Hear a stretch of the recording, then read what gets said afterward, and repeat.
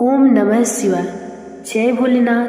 भोलेनाथ का आशीर्वाद आप सभी पर सदैव बना रहे। प्रिय श्रोताओं, आज सोमवार के दिन सुनिए सोमवार व्रत की संपूर्ण कथा।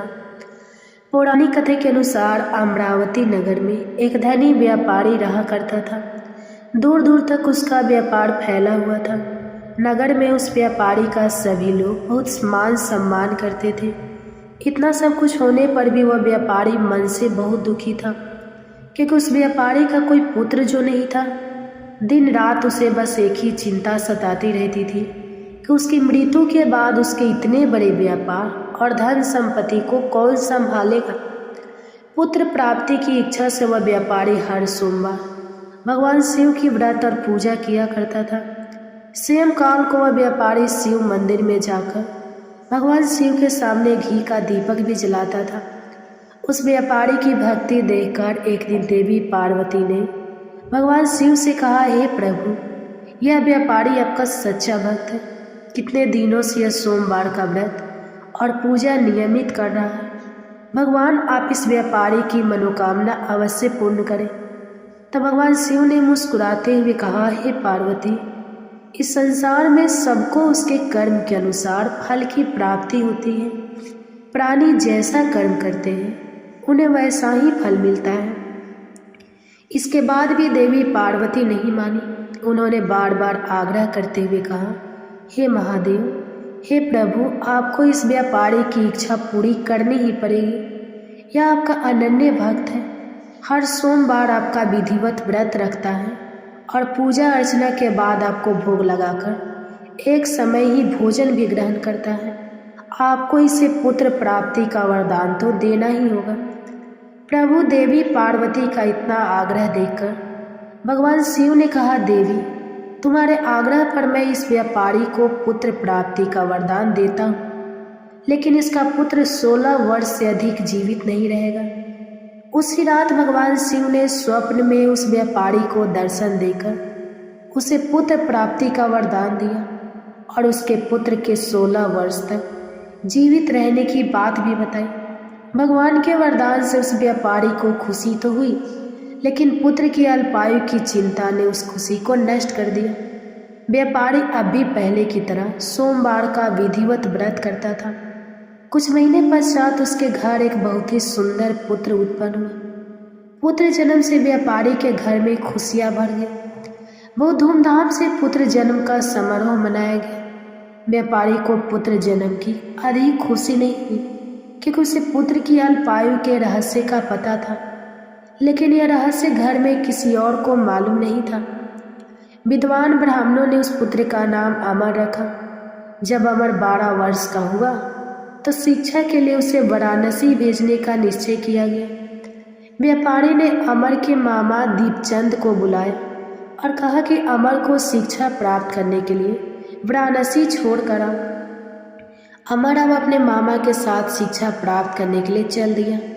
रास्ते में जहाँ भी अमर और दीपचंद रात्रि विश्राम के लिए ठहरते, वहीं यज्ञ करते और ब्राह्मणों को भोजन भी कराते थे। लंबी यात्रा के बाद अमर और दीपचंद एक नगर में पहुँचे।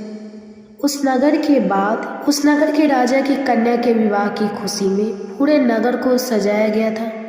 निश्चित समय पर बारात आ गई, लेकिन वर का पिता अपने बेटे की एक आंख से काना होने के कारण बहुत चिंतित था। उसे इस बात का भय सता रहा था कि राजा को इस बात का पता चलने पर कहीं वह विवाह से इनकार न कर दे, उसकी बदनामी होगी। वर के पिता ने अमर को देखा तो उसके मस्तिष्क में एक विचार आया। उसने सोचा, क्यों न इस लड़के को दूल्हा बनाकर राजकुमारी से विवाह करा दूं। विवाह के बाद इसको धन देकर विदा कर दूंगा और राजकुमारी को अपने नगर में ले जाऊंगा। वर के पिता ने इस संबंध में अमर और दीपचंद से बात की। दीपचंद ने धन मिलने के लालच में वर के पिता की बात स्वीकार कर ली और अमर को दूल्हे के वस्त्र पहनाकर राजकुमारी चंद्रिका से विवाह करा दिया। राजा ने बहुत सदन देकर राजकुमारी को विदा किया। अमर जब लौट रहा था तो सच नहीं छिपा सका और उसने राजकुमारी के दुपट्टे पर लिख दिया, राजकुमारी चंद्रिका, तुम्हारा विवाह तो मेरे साथ हुआ था। मैं तो वाराणसी में शिक्षा प्राप्त करने जा रहा हूँ। अब तुम्हें जिस नवयुवक की पत्नी बनना पड़ेगा वह कान्हा है। जब राजकुमारी ने अपने दुपट्टे पर लिखा हुआ पढ़ा तो उसने कान लड़के के साथ जाने से इनकार कर दिया। राजा ने सब बातें जानकर राजकुमारी को महल में रख लिया। उधर अमर अपने मामा दीपचंद्र के साथ वाराणसी पहुंच गया। अमर ने गुरुकुल में पढ़ना प्रारंभ कर दिया। जब अमर की आयु 16 वर्ष की हुई तो उसने एक यज्ञ किया। यज्ञ की समाप्ति पर ब्राह्मणों को भोजन कराया और खूब अन्न वस्त्र दान दिए। रात को अमर अपने शयन कक्ष में सो गया। शिव जी के वरदान के अनुसार शयन अवस्था में ही अमर के प्राण पखेरु उड़ गए। सूर्योदय पर मामा अमर को मृत देखकर रोने पीटने लगे। आसपास के लोग भी एकत्र होकर दुख प्रकट करने लगे। मामा के रोने विलाप करने के स्वर समीप से गुजरते हुए भगवान शिव और माता पार्वती ने भी सुने। तब माता पार्वती ने भगवान से कहा, प्राणनाथ, मुझसे इसके रोने का स्वर सहन नहीं हो रहा, आप इस व्यक्ति के कष्ट को अवश्य दूर कीजिए। भगवान शिव ने देवी पार्वती के साथ अदृश्य रूप में जाकर अमर को देखा तो पार्वती जी से बोले, देवी, यह तो उसी व्यापारी का पुत्र है जिसे मैंने 16 वर्ष की आयु का वरदान दिया था। आज इसकी आयु तो पूरी हो गई। देवी पार्वती ने फिर भगवान शिव से निवेदन किया, हे प्राणनाथ, आप इस लड़की को जीवित कर दीजिए, नहीं तो इस लड़के के माता पिता पुत्र की मृत्यु के कारण रो रो कर अपने प्राणों का त्याग कर देंगे। इस लड़के का पिता तो आपका परम भक्त है, वर्षों से सोमवार का व्रत करते हुए आपको भोग लगा रहा था। माता पार्वती के बार बार आग्रह करने पर भगवान शिव ने उस लड़के को जीवित होने का वरदान दे दिया और कुछ ही क्षणों में वह जीवित होकर उठ बैठा। फिर शिक्षा समाप्त करके अमर मामा के साथ अपने नगर की ओर चल दिया। दोनों चलते हुए उसी नगर में पहुंचे जहां अमर का विवाह हुआ। उस नगर में भी अमर ने यज्ञ का आयोजन किया। समीप से गुजरते हुए नगर के राजा ने यज्ञ का आयोजन देखा। तब राजा ने अमर को तुरंत पहचान लिया। यज्ञ समाप्त होने पर राजा अमर और उसके मामा को महल में ले गया और कुछ दिन उनके महल में रखकर बहुत सारा धन वस्त्र देकर राजकुमारी के साथ विदा कर दिया। रास्ते में सुरक्षा के लिए राजा ने बहुत से सैनिकों को भी साथ भेजा। दीपचंद्र ने नगर में पहुंचते ही एक दूत को घर भेजकर अपने आने की सूचना भेजी। अपने बेटे अमर के जीवित वापस लौटने की सूचना से व्यापारी बहुत प्रसन्न हुआ। व्यापारी ने अपनी पत्नी के साथ स्वयं को एक कमरे में बंद कर रखा था। भूखे प्यासे रहकर व्यापारी और उसकी पत्नी बेटे की प्रतीक्षा कर रहे थे।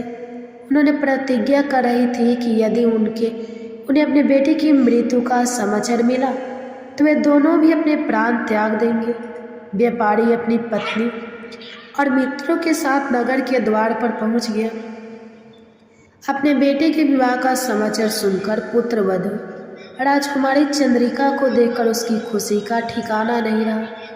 उसी रात भगवान शिव ने व्यापारी के स्वप्न में आकर कहा, हे श्रेष्ठी, मैंने तेरे सोमवार के व्रत करने और व्रत कथा सुनने से प्रसन्न होकर तेरे पुत्र को लंबी आयु प्रदान की है। यह सुनकर व्यापारी बहुत प्रसन्न। सोमवार का व्रत करने से व्यापारी के घर में खुशियाँ लौटे। शास्त्रों में लिखा है कि जो स्त्री पुरुष सोमवार का विधिवत व्रत करते और व्रत कथा सुनते हैं उनकी सभी इच्छाएं महादेव की कृपा से पूरी हो जाती है। श्री शिवाय नमस्तुभ्यम। ओम नमः शिवाय। हर हर महादेव। प्रिय श्रोता, आज हम सुना रहे हैं आपको भगवान शिव और माता पार्वती की एक बहुत ही सुंदर और सच्ची कहानी। आप इस कहानी को पूरा सुनें और वीडियो को लाइक करके शेयर करें और हमारे चैनल को सब्सक्राइब करके बेल आइकन को ऑन कर लें ताकि ऐसे ही वीडियो की नोटिफिकेशन आपके पास सबसे पहले पहुँचे। तो चलिए शुरू करते हैं। एक बार भगवान शिव ने अपनी दिव्य शक्ति से एक बड़े कढ़ाई को प्रकट की।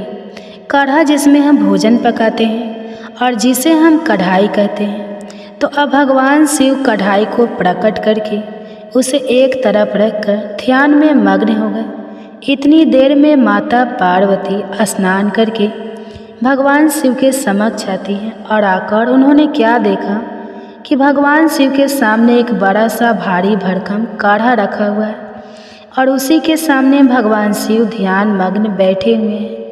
अब तो देवी पार्वती बड़े आश्चर्य में पड़ गई। अब वे महादेव के ध्यान से बाहर निकलने की प्रतीक्षा करने लगी। जब महादेव का ध्यान समाप्त हुआ तब देवी पार्वती ने पूछा, हे देव, हे त्रिलोकीनाथ, हे मेरे प्रभु, बड़ा ही आश्चर्य है प्रभु, यह भारी भरकम बड़ा सा कड़ा यह किस लिए लाया गया है? इससे पहले कि माता पार्वती आगे कुछ पूछती, भगवान शिव मुस्कुराते हुए बीच में बोले, देवी, हे पार्वती, आप इस कढ़ाई को देखकर इतना आश्चर्य मत कीजिए, क्योंकि आप हर दिन कोई ना कोई प्रश्न लेकर हमारे सामने प्रस्तुत हो जाती हैं, और जब मैं उसका उत्तर देता हूँ और कहानी सुनाकर आपका मन बहलाता हूँ, तभी आपको संतुष्टि होती है। इसलिए देवी, आज हमने इसी का प्रबंध किया है।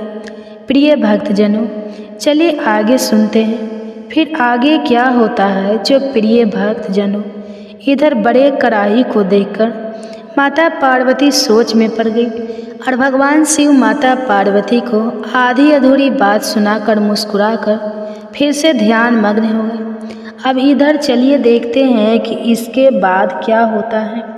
इधर अनंत ब्रह्मांड में चारों युग, चारों भाई एक साथ बैठकर बात कर रहे होते हैं। चारों एक साथ बैठे थे। अब बातों ही बातों में एक दूसरे से वाद विवाद करने लगे। सब आपस में यही कहने लगे कि हम तुमसे बड़े हैं, हम तुमसे महान हैं, तो कोई कहता है हम तुमसे श्रेष्ठ हैं। अब सभी खुद को एक दूसरे से श्रेष्ठ बताने की कोशिश करने लगे। तब सबसे पहले सतजु कहने लगा कि अरे मूर्खों, तुम सब मुझसे छोटे हो, भला तुम मेरी बराबरी कैसे करने लगे? जब त्रेता युग ने सतजु की बात सुनी तो उसने कहा कि तुम सबसे बड़े कैसे हो सकते हो? अरे तुम सब में से बड़ा तो मैं हूँ, मैं ही सर्वश्रेष्ठ, तुम सब मुझसे भला श्रेष्ठ कैसे हो सकते हो? इतने में ही द्वापर युग भी बोल उठा कि तुम मुझसे श्रेष्ठ कैसे हो सकते हो? अरे तुम सब में से श्रेष्ठ तो मैं हूँ, तुम लोगों का श्रेष्ठ होने का तो कोई सवाल ही नहीं उठता। अब उन सब की बात सुनकर भला कलयुग कैसे चुप रहता? कलयुग भी बीच में बोल उठा, तुम तीन मुझसे श्रेष्ठ बन रहे हो। अरे असलियत तो तुम जानते ही नहीं, असलियत तो यही है कि श्रेष्ठ मैं ही हूँ। इस तरह से अब वाद विवाद करते करते वे चारों युग आपस में ही लड़ाई झगड़ा करने लगे। अब चारों युगों ने मिलकर एक योजना बनाई। वे आपस में कहने लगे कि इस तरह तो वाद विवाद करके कोई फैसला ही नहीं हो पाएगा, हम सब मिलकर क्यों ना कैलाश पर्वत पर चले। वे चारों युग आपस में कहने लगे कि इस प्रकार लड़ते रहें तो अच्छा होगा, हम सब मिलकर कैलाश पर्वत पर विराजमान भगवान शिव के पास चलते हैं, अब तो वही हमारा फैसला करेंगे। इस तरह से आपस में समझौता करके चारों युगों ने कैलाश पर्वत की ओर प्रस्थान किया। चलते चलते आखिरकार वे कैलाश पर्वत पर पहुंच गए। वहां पर पहुंचकर चारों युगों ने भगवान शिव को प्रणाम किया। चारों युगों को अपने पास आया देखकर भगवान शिव ने उन सभी का स्वागत करते हुए कहा कि आप सभी का हमारे दरबार में, हमारे कैलाश पर स्वागत है। कहो तुम्हारे आने का क्या कारण है? आप तो स्वयं ही कल चक्रे हो, तुम सभी तो स्वयं समय हो, फिर ऐसा क्या कारण हो गया कि आपको हमारे पास आना पड़ा? भगवान शिव के इस प्रकार पूछने पर चारों युगों ने कहा कि हे सृष्टि के रचयिता, हे प्रभु, हे महादेव, हम चारों युगों में विवाद खड़ा हो गया है और हम सब में एक दूसरे से बड़ा होने की बात पर होड़ लग गई है। इसी समस्या का समाधान पाने के लिए हे प्रभु, हम आपके समक्ष पधारे हैं। हम इस समस्या का समाधान खुद से करने में असमर्थ थे, इसलिए प्रभु अब तो आप ही हमारी इस समस्या का कोई समाधान ढूंढिए, आप ही हमारा फैसला कीजिए, आप हमारा न्याय कीजिए और बताएं प्रभु कि हम चारों युगों में आखिरकार सबसे बड़ा कौन है, हम चारों में से सबसे श्रेष्ठ कौन है। चारों युगों की इस बात सुनकर भगवान शिव कहने लगे कि इसका फैसला तो तब होगा जब आप चारों अपने अपने बारे में बताएंगे कि किन किन गुणों के कारण आप खुद को बड़ा बता रहे हो। तब शिव जी ने कहा, हे सतयुग, पहले तुम ही बताओ कि तुम कैसे श्रेष्ठ हो गए। तब सतयुग ने कहा, प्रभु देखिए, मेरी आयु सबसे ज़्यादा है, मैं 70 लाख वर्ष का हूँ और अन्य युग मुझसे 70 लाख वर्ष छोटे हैं, इसलिए मैं इन सभी से लंबी आयु का हूँ। सतयुग की बात सुनते ही अब कलयुग बोल उठा कि प्रभु, व्यक्ति कभी भी आयु से बड़ा नहीं होता, व्यक्ति के गुणों से बड़ा होता है। अब देखिए, भगवान शिव ने कलयुग की इस दलील को मान लिया और सतयुग से कहा, हे सतयुग, तुम इस तरह आयु में बड़े होने से तो बड़े नहीं हो सकते। भगवान शिव की यह बात सुनकर सतयुग ने कहा, प्रभु मेरे युग में जो भी व्यक्ति हुए हैं वह तो बड़े ही बलवान हुए हैं, बहुत ही पराक्रमी थे, वह पृथ्वी तक को उठा ले जाए, ऐसे पराक्रमी और बलराम बलवान थे। और जब मेरा राज्य था तब उसमें भगवान श्री हरि विष्णु ने भी कई अवतार धारण किए थे। वराह अवतार भी मेरे ही काल में हुआ था, नरसिंह अवतार भी मेरे ही युग में हुआ था, यहाँ तक कि प्रभु मत्स्य अवतार भी तो मेरे ही युग में हुआ था। सतयुग को अपने बारे में इस तरह बढ़ाई करते देखकर त्रेता युग बोल उठा, नहीं नहीं, प्रभु श्री हरि विष्णु के अवतार लेने से सतयुग बड़ा भरा कैसे हो सकता है। प्रभु मर्यादा पुरुषोत्तम भगवान श्री रामचंद्र जी का अवतार तो मेरे ही युग में हुआ था। उन्होंने संसार को मर्यादा और धर्म पालन सिखाया। रावण जैसे महापंडित और कुंभकर्ण जैसे महान बलवान भी तो मेरे ही शासन काल में हुए थे। प्रभु इस तरह सतयुग मुझसे बड़ा नहीं हो सकता, फिर इन सब में से तो बड़ा मैं ही हुआ।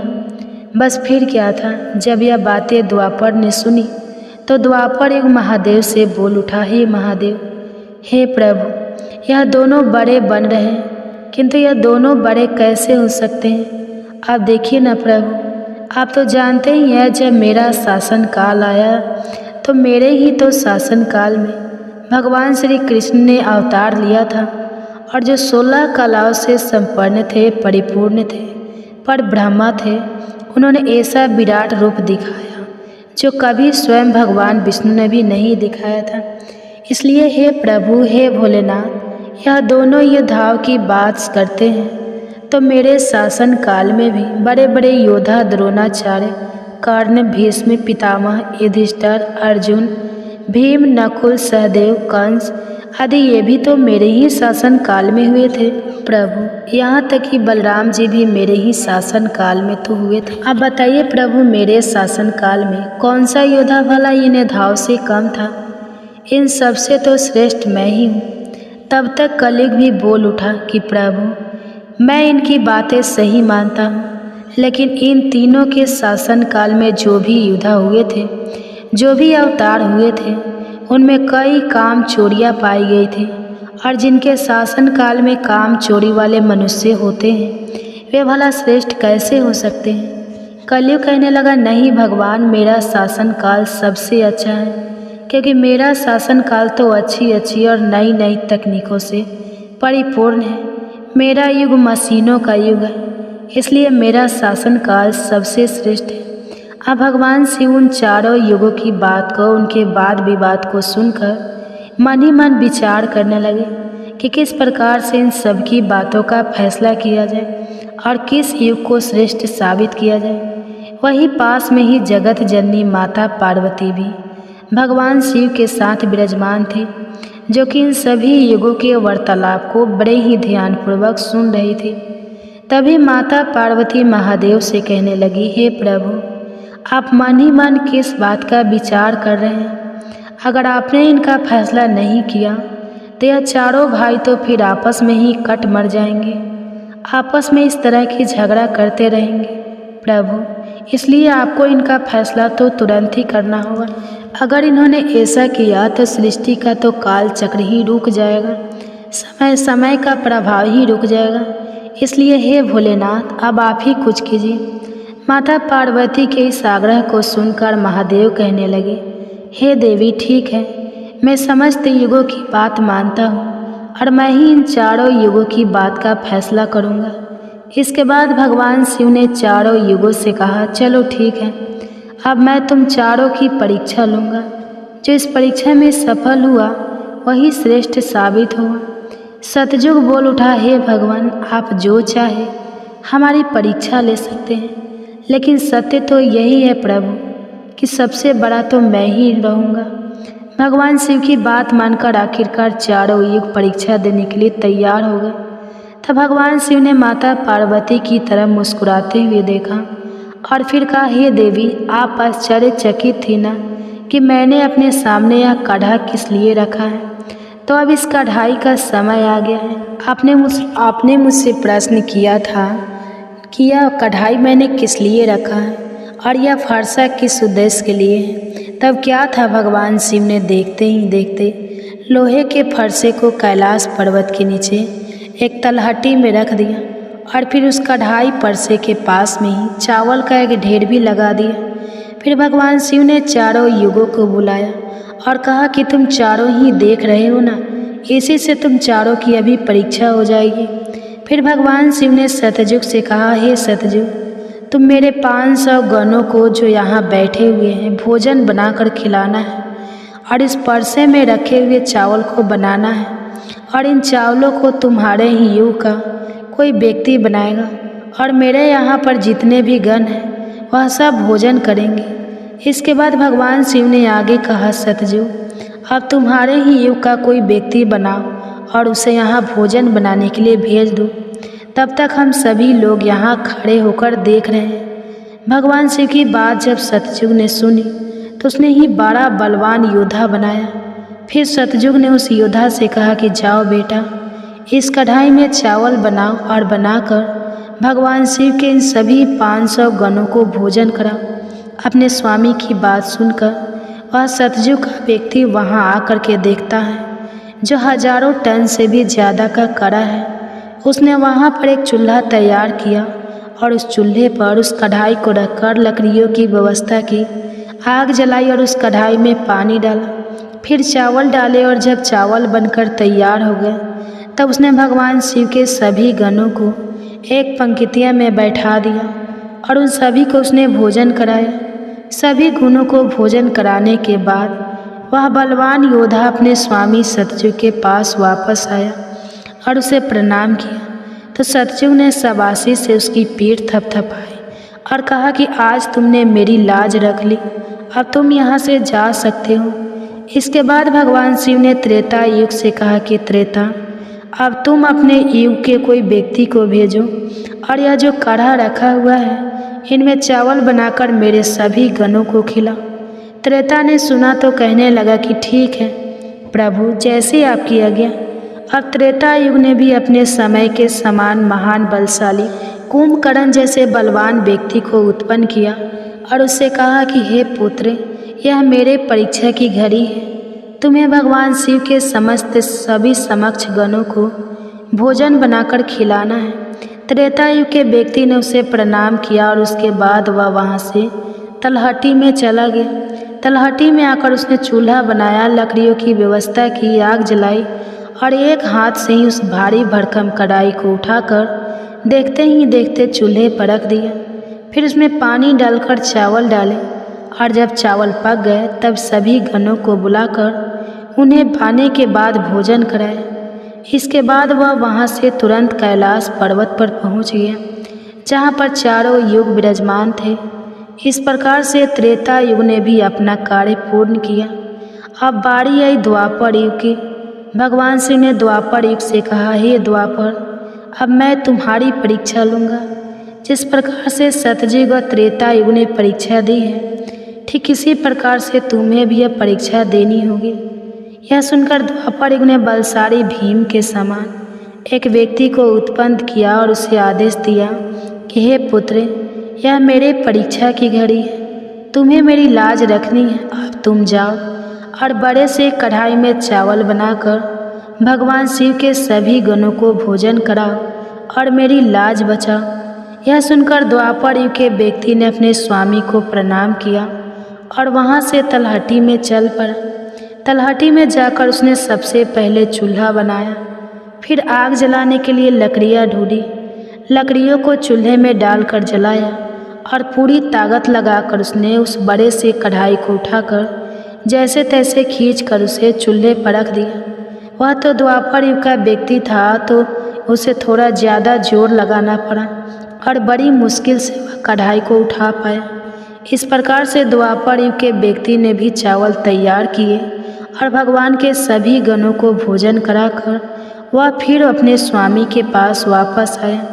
उसके स्वामी द्वापर युग ने उसकी पीठ थपथपाई और उसे वहाँ से विदा किया। अब बारी आती है कलयुग की। तब भगवान शिव कहते हैं, हे कलयुग, अब तुम्हारी बारी है। तुम उस कढ़ाई का वजन देख रहे हो ना, उसका वजन कम नहीं होगा, उसका वजन उतना ही रहेगा, हजारों टन का। लेकिन अब तुम्हें परीक्षा देनी है। तुम तो मानने को तैयार ही नहीं थे कि तुम सबसे छोटे हो, लेकिन तुमने माना ही नहीं। तुम्हारे युग के आदमी की आयु भी मात्र 100 वर्ष की है। सतयुग की आयु 1,00,000 वर्ष होती है, त्रेता युग में 10,000 होती है और द्वापर में 1,000 होती है।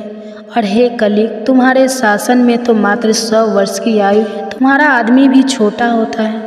जब भगवान शिव की बातें कलयुग ने सुनी तो कलयुग कहने लगा कि ठीक है प्रभु, मैं आपकी बात मानता हूँ, लेकिन आप मुझे पहले ही इस तरह से कहकर हताश मत कीजिए। प्रभु, आप तो एक न्यायकर्ता हैं, आपको सभी को बराबर मौका देना चाहिए। भगवान शिव कहने लगे, हे कलयुग, यह कढ़ाई देख रहे हो, हजारों टन का है। वहाँ चावल रखा है, हजारों किलो टन के हैं। और हे कलयुग, तुम्हारा व्यक्ति क्या यह काम कर पाएगा? कलयुग ने कहा, ठीक है प्रभु, अब आप मेरी करनी भी देखिए। कलयुग की बातें सुनकर तीनों युग उस पर हंसने लगे। भगवान शिव भी कलयुग की बातें सुनकर बड़े ही आश्चर्यचकित थे। अब कलयुग ने भगवान शिव से आज्ञा लेकर बड़े ही बुद्धिमान व्यक्ति को पैदा किया, जो बड़ा ही दिव्य व्यक्ति था। वह बहुत ही बुद्धिमान और सर्वगुण संपन्न था। इस तरह के गुणवान व्यक्ति को कलयुग ने पैदा किया और पैदा करने के बाद वह उस व्यक्ति से कहने लगा कि मेरे बेटे, अब तुम ही अपनी शक्ति दिखानी है। कठिन परीक्षा का समय है। यदि तुम इसमें सफल हो गए तो मैं चारों युगों में सबसे छोटा हो जाऊंगा। कलयुग की बात सुनकर वह व्यक्ति अपने महाराज से कहने लगा, हे महाराज, इस एक कढ़ाई की बात करते हैं, आप इसे हजारों कढ़ाई भी अगर मेरे सामने आ जाए तो वह भी मेरे सामने कुछ नहीं है। जब उस कलयुग के व्यक्ति की यह बातें तीनों युगों ने सुनी तो वे उस पर हंसने लगे। अब वे हंस हंस कर आपस में कहने लगे कि आज एक छोटा सा आदमी जिसकी लंबाई मात्र 3 हाथ है, यह भला क्या कर लेगा, जबकि हम युगों की लंबाई तो बहुत अधिक है।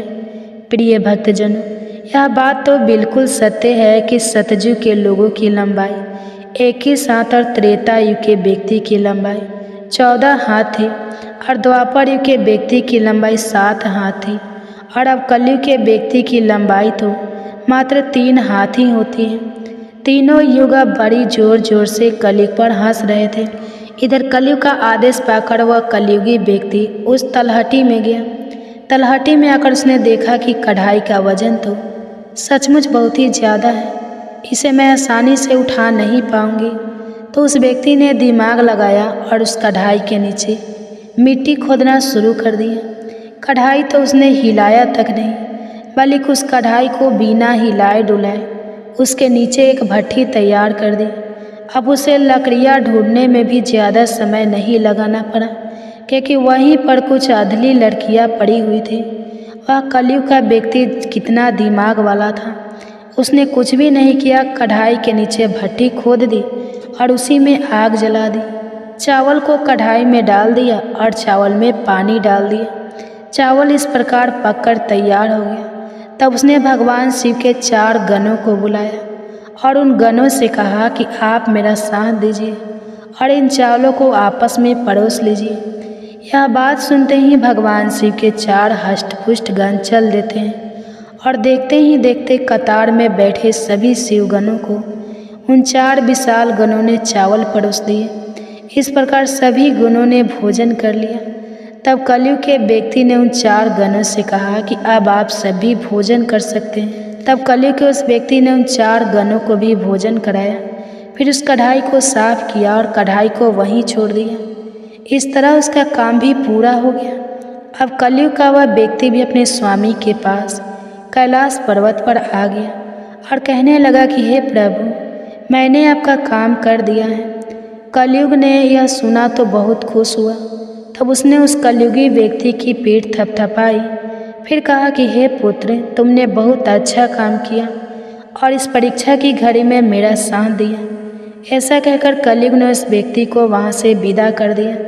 इसके बाद कलयुग ने हाथ जोड़कर भगवान शिव से कहा, हे भगवान, अब आप ही निर्णय कीजिए कि हम सब में से बड़ा कौन है। भगवान शिव कहने लगे कि मैंने तुम चारों युगों की बहुत अच्छे से परीक्षा ली। जब सतयुग की बारी आई तो उसने चूल्हा बनाया, उस पर कढ़ाई रखा, आग जलाई, चावल डाला, पानी डाला।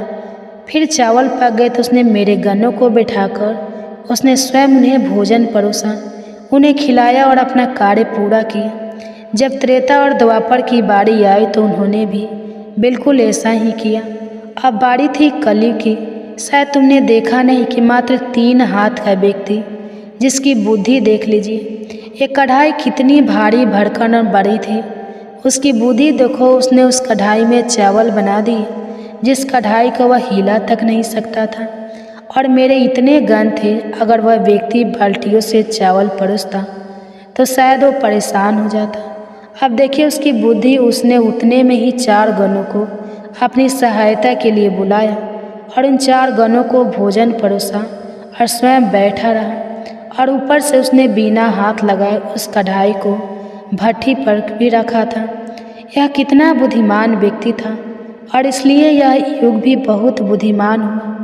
तब भगवान शिव ने उन चारों युगों से कहा कि कलयुग बुद्धिमान व्यक्ति का युग होगा। तुम सब जैसा शासन करते आए हो, चलो ठीक है, तुम सब की धर्म और निष्ठा भी रही है, सभी ने धर्म का अच्छे से पालन भी किया है, चलो ठीक है। लेकिन तुम्हारे युग के व्यक्तियों में बुद्धि का अभाव था, जिन्होंने कभी अपनी बुद्धि का उपयोग नहीं किया। अब देख लो, रावण और कुंभकर्ण जैसे असुर ने भगवान विष्णु के अवतार को ही नहीं पहचाना और अज्ञानता व शून्य से ही युद्ध कर बैठे। और कारण यह हुआ कि वे युद्ध में मारे गए। अगर उन्हें बिल्कुल भी अपनी बुद्धि का प्रयोग किया होता तो उनका इस प्रकार सर्वनाश नहीं होता। इसलिए हे चारों युगों, आने वाले कलयुग के राज्य में ऐसे ही बुद्धिमान व्यक्ति देखने को मिलेंगे। ऐसी ही तकनीक, ऐसी ही मशीनें बनाएंगे जिससे वे बैठे बैठे ही सारा काम कर सकते हैं, बैठे बैठे ही कोई भी काम कर सकते हैं। कलयुग में व्यक्ति एक ही दिन में भगवान को प्राप्त कर लेगा। इस प्रकार से भगवान शिव ने चारों युगों की समस्याओं का समाधान किया और कहा कि कलयुग की सबसे श्रेष्ठ युग है। यह सुनकर चारों युग अपने अपने धाम को संतुष्ट होकर लौट गए। माता पार्वती भी यह सब कुछ देख और सुनकर बड़ी प्रसन्न हुई। उनके मन में उठी जिज्ञासा भी शांत हो चुकी थी और उनका मन भी बहल चुका था। तो प्रिय भक्तजनों, आज की कथा अगर पसंद आई हो तो वीडियो को लाइक कीजिएगा, शेयर कीजिएगा, चैनल को सब्सक्राइब कीजिएगा और कमेंट्स में हर हर महादेव जरूर लिखिएगा। इसी के साथ आज आप हमारे चैनल पर शिव महापुराण की कथा भी जरूर सुनिएगा। तो प्रेम से बोलिए ओम नमः शिवाय।